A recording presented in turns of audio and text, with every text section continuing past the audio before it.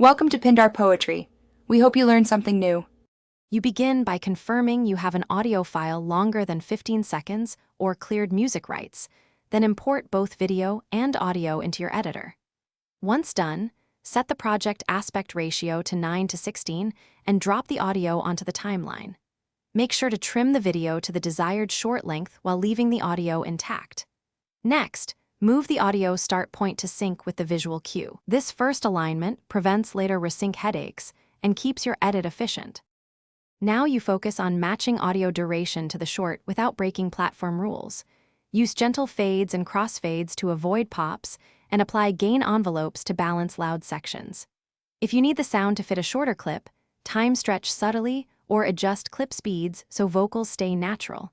Make sure to avoid extreme stretching that causes artifacts. Once the timing feels right, layer a light ambient SFX or a brief voiceover so the mix reads well on small phone speakers. To finish, export audio in AAC or Opus at 128 to 256 kbps and 48 kHz so the file remains compact and clean. Then render your short at 9:16.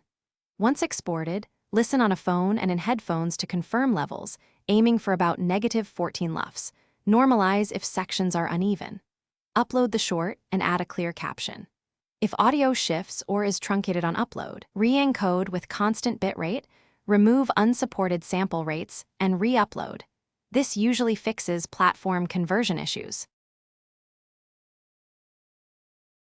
Thanks for watching. Consider subscribing if we helped you.